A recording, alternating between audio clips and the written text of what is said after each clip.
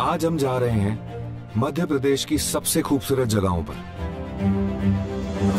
भारत के सबसे पुरानी रॉक फॉर्मेशन वाले ऐतिहासिक शहर ओरछा से लेकर रने के खूबसूरत झरने तक, जहां हम देखेंगे कि कैसे कई रंगों से मिलकर बनी ये अनूठी गुलाबी और हरी चट्टानें।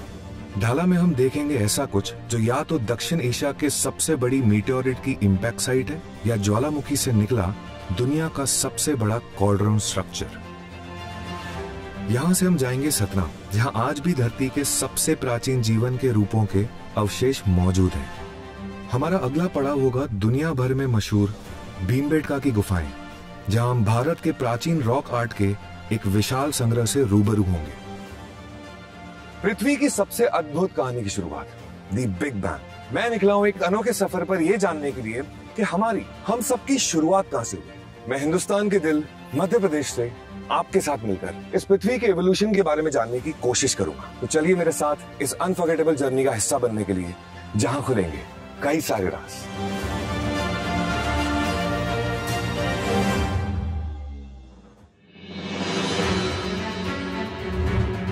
आज हम जानेंगे धरती के कुछ सबसे बड़े रहस्यों के बारे में। मध्य प्रदेश में पृथ्वी की उत्पत्ति के बाद से बनी लगभग सभी मुख्य आयु की चट्टानें और संरचनाएं मौजूद हैं, जिन्हें हम अपनी जर्नी में उनकी आयु के अनुसार देखेंगे और उसके भूवैज्ञानिक और भू पर्यटन से जुड़े महत्व को जानेंगे।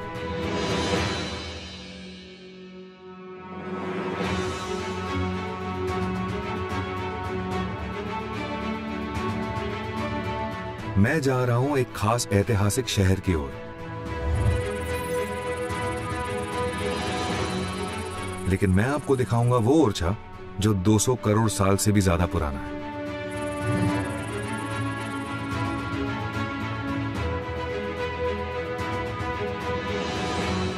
ओरछा में लोग यहाँ की खूबसूरती और संस्कृति देखने आते हैं, तो कोई आस्था की तलाश में। इतिहास प्रेमी अक्सर हजारों की संख्या में यहां पहुंचते हैं। ये एक ऐतिहासिक स्थल है। यहां पड़ने वाला मेरा हर कदम मानो मुझे एक सदी पीछे लेके जा रहा है।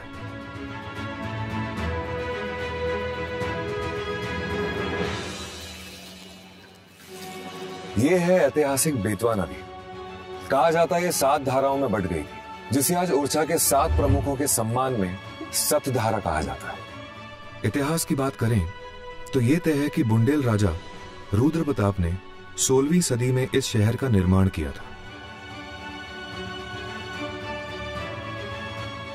बुंदेलखंड वो जगह जहां 1857 में झांसी की रानी ने ब्रिटिश राज के खिलाफ बगावत की थी।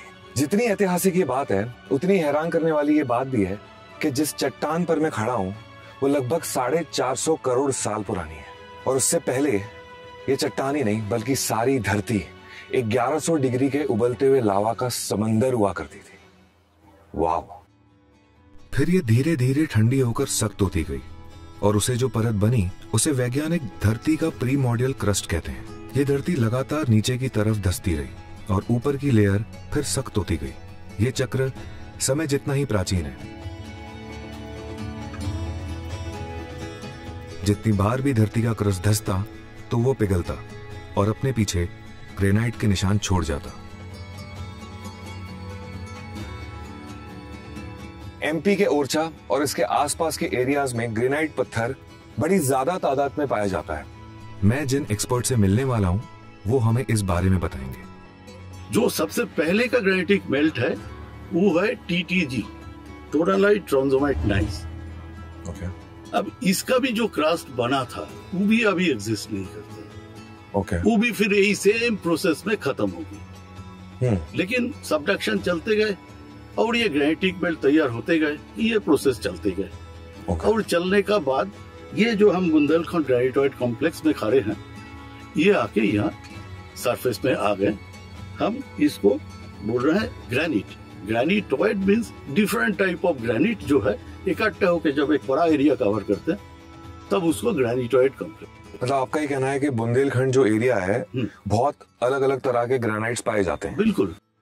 इसमें हमें आपका 330 करोड़ का पुराना टीटीजी का टुकड़े मिलते हैं, ग्रेनाइट डायोराइट मिलते हैं। ये हम खड़े हैं ग्रेनाइट में। आज हमारे घरों में किचन काउंटर और फर्श से लेकर दुनिया भर में आलीशान इमारतों, पुलों और स्मारकों के निर्माण में इसी सख्त चट्टान का इस्तेमाल किया जाता है। वैसे टीटीजी के और भी बड़े चट्टानी अवशेष एमपी के करेरा स्थल में मौजूद हैं। आप वहां जाकर धरती की पहली लेयर बखूबी देख सकते हैं।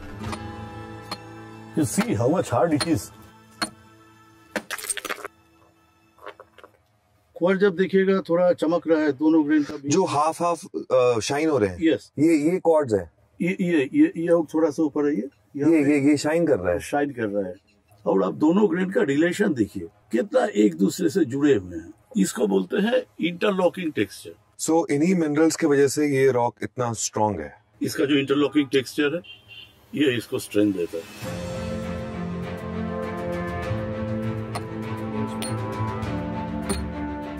साइंटिस्ट के मुताबिक इन पत्थरों को ग्रेनाइट कहा जाता है, जो कि बुंदेलखंड ग्रेनाइटॉइड कॉम्प्लेक्स का एक हिस्सा है। तो देखा कितना प्राचीन है हमारा मध्य प्रदेश। क्या आप नहीं देखना चाहेंगे? अब मैं देखने जा रहा हूं एक नायाब झरना जो इसी ग्रेनाइट चट्टान पर बना है। दुनिया भर में प्रसिद्ध खजुराहो के मंदिरों और पन्ना टाइगर रिजर्व के पास ही एक जगह है, केन घड़ियाल सेंचुरी से बस थोड़ा आगे। 6 मीटर लंबे मगरमच्छ के दुर्लभ प्रजाति का घर। सुकून भरे एकांत में आपकी मुलाकात होगी मनोरम रने वाटरफॉल से। यहाँ के पत्थरों के बनने की शुरुआत आज से 200 करोड़ साल पहले हुई थी।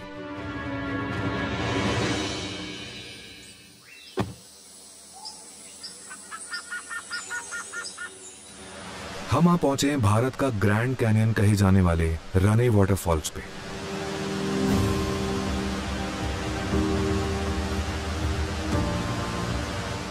अगर आप एक ट्रैवलर हैं तो शायद आप यहाँ जरूर आए होंगे, लेकिन अगर नहीं आए हैं तो जरूर आइएगा।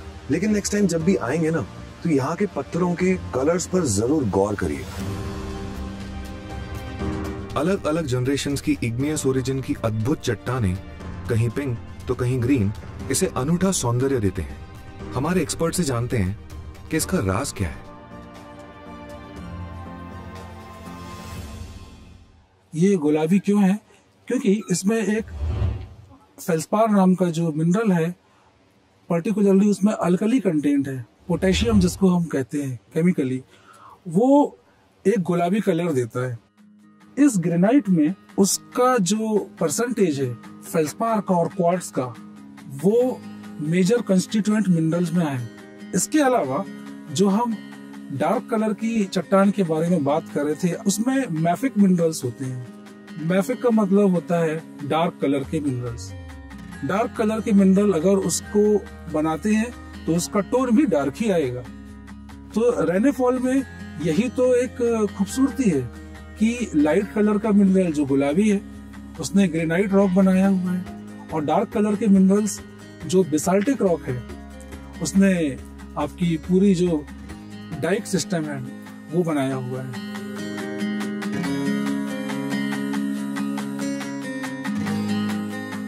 एल्गे के स्वरूप में नदी के जलधारा को उनका हरा रंग मिलता है।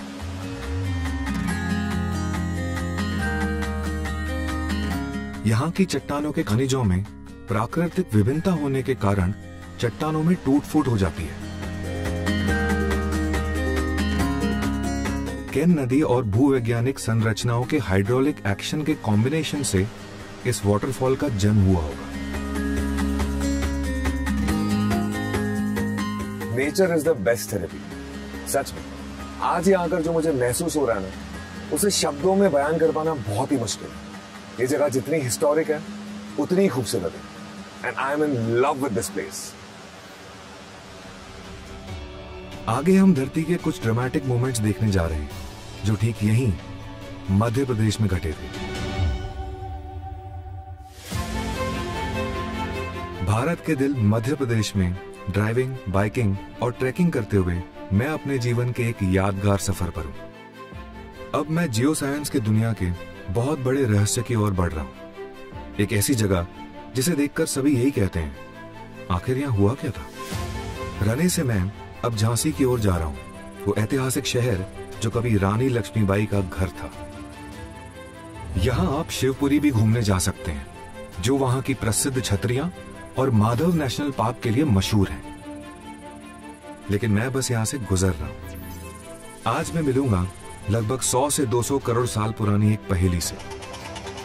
मेरी मंजिल अब बस 70 किलोमीटर दूर है, शहर और भीड़भाड़ से बहुत दूर। मध्य प्रदेश के हरे भरे खेतों के बीचों बीच एक ऐसी पहेली है जिसकी उत्पत्ति की भूवैज्ञानिकों के बीच 2 थियरीज चलती हैं। सन 2000 की शुरुआत तक कोई शायद यहां मुड़कर भी नहीं देखता था। पहाड़ियों का एक छोटा सा समूह साधारण सा नजर आता है। जब जियोलॉजिकल सर्वे ऑफ इंडिया ने यहां काम करना शुरू किया तो उन्होंने देखा कि दोनों तरफ लहलाते खेत होने के बावजूद ये पहाड़ियां पूरी तरह से बंजर थी। उनकी थियरीज के सपोर्ट में भूवैज्ञानिकों का एक महत्वपूर्ण संकेत था, इसका बंजर और गोलाकार रूप। करीब 90 से 180 करोड़ साल पहले यहाँ पे एक मीटियोर यानी कि उल्का गिरा था, जो कि दुनिया का 7वां और साउथ ईस्ट एशिया का सबसे बड़ा मीटियोर स्ट्रक्चर है।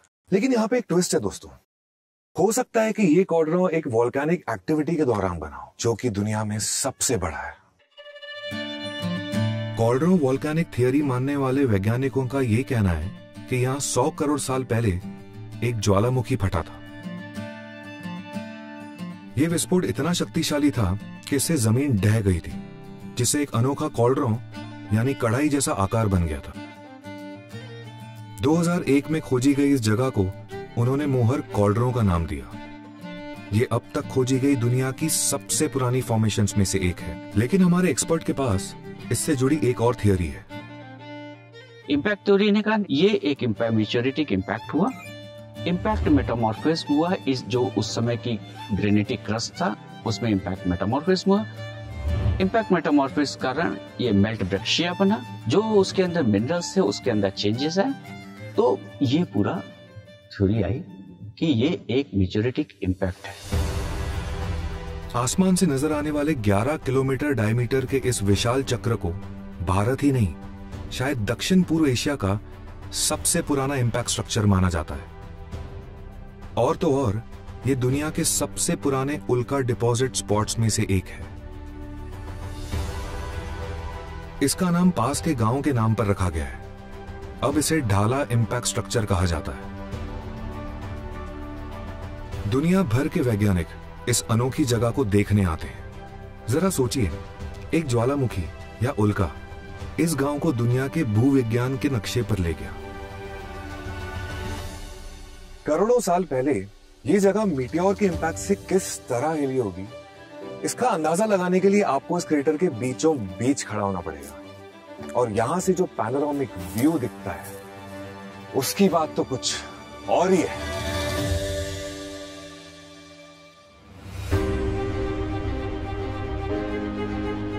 मैं निकल आया हूं सतना की ओर, वो जमीन जहां ढेरों राज दफन है, या यूं कहें कि बहुत कुछ कहना चाहते हैं।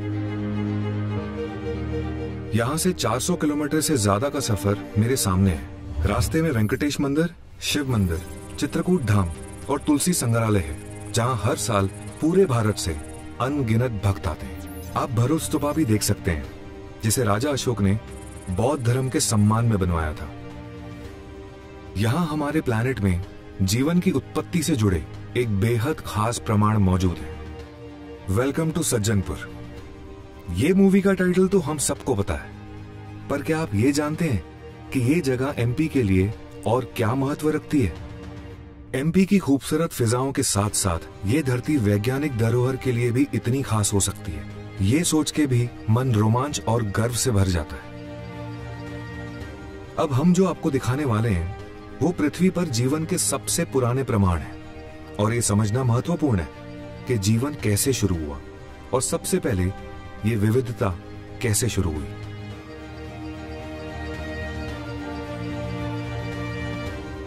तो आइए उनकी कहानी जानने के लिए एक्सपर्ट से बात करते हैं।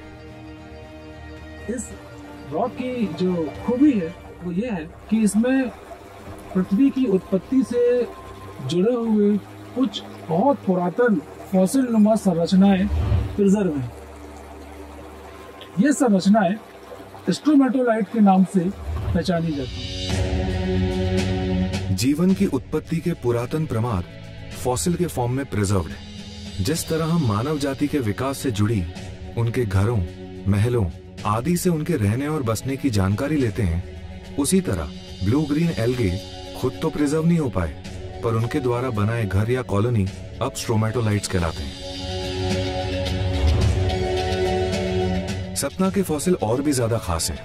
उन्हें स्ट्रोमेटोलाइट कहा जाता है, लेकिन जब वे जीवित थे तो वे नीले हरे एल्गे थे या साइनोबैक्टीरिया थे। बहुत एंशियंट टाइम पर जब अर्थ बन के ठंडा हुआ था, लाइफ जस्ट स्टार्ट हुआ था, इन्होंने अर्थ के पूरे सतह को साइनोबैक्टीरिया ने ढक लिया था। बल्कि ये स्ट्रोमेटोलाइट जीवन का वो सबसे शुरुआती रूप है जिनके फॉसिल को हम बिना मैग्नीफाइंग ग्लास के देख सकते हैं।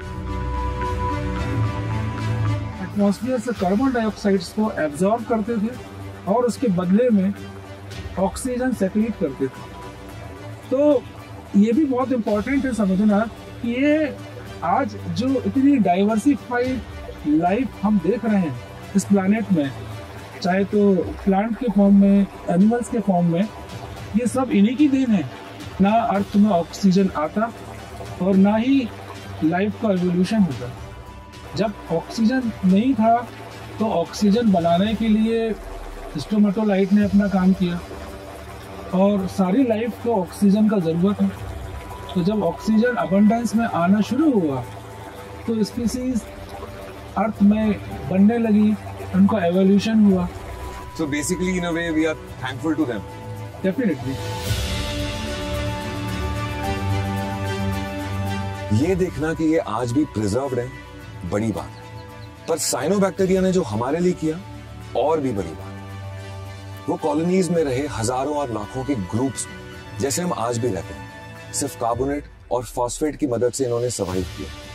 उस वक्त धरती पर बहुत ही कम ऑक्सीजन थी, इतनी कम थी कि अगर इंसान होते तो शायद जिंदा ना रह पाते। एक चीज जिसकी हमें जरूरत है, एक चीज जो धरती के सिवाय किसी और ग्रह के पास नहीं है, वो है सांस लेने के लिए जरूरी ऑक्सीजन। ये साइट एक भूगर्भिक खजाना है जिसमें हजारों वर्षों पुराने भूगर्भिक इतिहास के प्रमाण हैं। इसीलिए इसे भू विरासत के रूप में जरूर प्रिजर्व किया जाना चाहिए। इस साइट की चट्टानों और स्ट्रोमेटोलाइट रिमेन्स के प्रमाण का उपयोग उनके वैज्ञानिक मूल्य के लिए किया जा सकता है और साथ ही साथ पर्यटन के रूप में भी विकसित किया जा सकता है। इस जगह के महत्व को प्रिजर्व करने के लिए ज्यादा से ज्यादा लोगों तक ये पहुंचाना जरूरी है। सूरज की किरणों, CO2 और जरा सी ऑक्सीजन की मदद से इन्हें एनर्जी मिली, जिसकी वजह से ये जिंदा रह पाए। बदले में ये लाखों टन ऑक्सीजन हवा में रिलीज करते थे, जिसकी वजह से उसकी मात्रा 1% से 20% हो गई।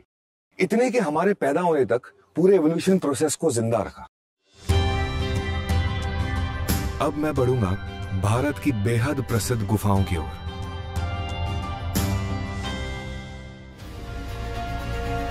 मैं घूम रहा हूं मध्य प्रदेश के शहरों, कस्बों, गांवों और जंगलों में उन निशानियों की तलाश में जो हमें बताएंगी कि धरती और मानव जीवन की शुरुआत कैसे हुई। लेकिन अब मैं भारत के एक बेहद खास आर्कियोलॉजिकल साइट पर जा रहा हूं, रातापानी रिजर्व फॉरेस्ट की मनोरम वादियों के बीच। हमारे पूर्वजों के प्राकृतिक रिहायश को अनुभव करने हम आ पहुंचे हैं भीमबेटका। भारत के सबसे बड़े शिवलिंग में से एक भोजपुर के मंदिर से 25 किलोमीटर की दूरी पर है मशहूर भीमबेटका रॉक शेल्टर्स। ये भारत के सबसे अहम पुरातात्विक स्थलों में से एक है।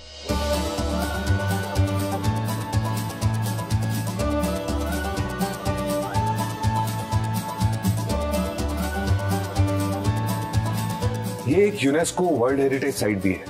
यहाँ पर 750 से ज्यादा केव्स हैं, जिन्होंने हमारे पूर्वजों को 10,000 से 1,00,000 साल तक शरण दी। आइए जानते हैं अपने एक्सपर्ट से कि आखिर ये शेल्टर बने कैसे। ये जो आपका रॉक शेल्टर्स यहाँ पे ही क्यों बना? ये इसलिए बना जो यहाँ पे आपका मोटे मोटे जो सैंडस्टोन है, दोनों मोटे सैंडस्टोन का बीच वाला जो वीक पत्थर था, शेल, वो विथ टाइम बारिश होते गया, हवा देते रहा, फिर बारिश हुआ, फिर हवा, तो इसमें वो आपका इस जगह से वो बिखर गया और नदी का पानी का साथ आगे निकल के चला गया, बीच में एक गैप तैयार किया। आप देखिएगा यहाँ पे क्या हो रहा है, नीचे एक लंबा चट्टान, बीच में ऐसा गैप, फिर ऊपर से एक चट्टान, तो बीच वाला पत्थर आपका इरोड होकर निकल के चला गया, बीच में ऐसा शेल्टर बना दिया। आदिकाल के पुरुषों और महिलाओं ने इन चट्टानों पर अपनी जीवन गाथाएं उकेरी हैं।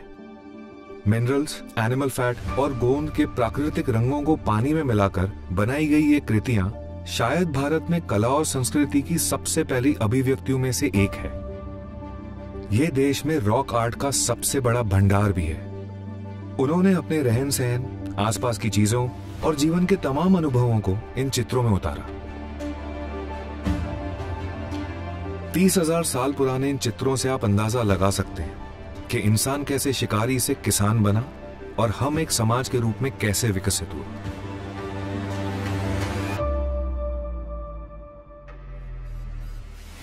हर चट्टान, टीला और पहाड़, हर झरना और नदी मध्य प्रदेश की सबसे मशहूर जगह से लेकर छुपी हुई जगहों तक, ये भूमि प्राकृतिक इतिहास प्रेमियों के लिए किसी खजाने से कम नहीं।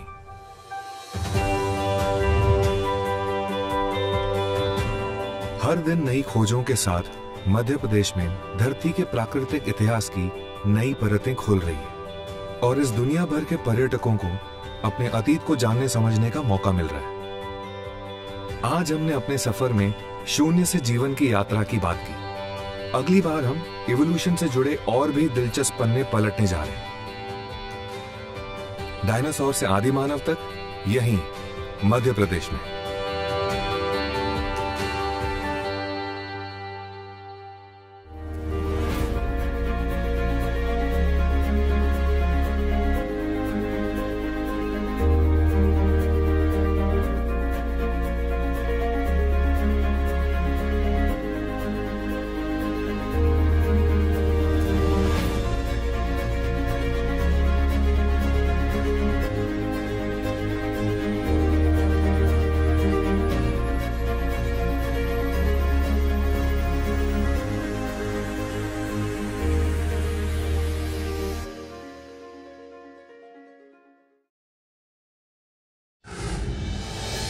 Like, share, subscribe and click on the bell icon to never miss an update from Epic.